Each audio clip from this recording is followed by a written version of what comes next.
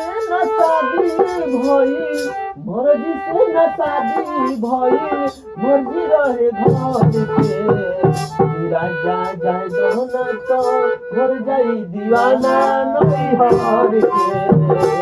राजा जाए दो न तो मर जाई दीवाना नैहर के। मर्जी से न शादी भइल, मर्जी से न शादी भइल, मर्जी रहे घर के। राजा जाए दो न तो केहू का दीवाना नैहर में। राजा जाए दो न तो मर जाई दीवाना नैहर में। रख जानो तवे तो बचपन से रखनी मर्यादा हम तो, रखनी मर्यादा हम तो बाबूजी के डर से।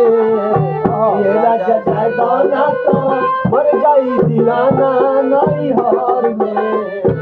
राजा जाए दो न तो मर जाई दीवाना नैहर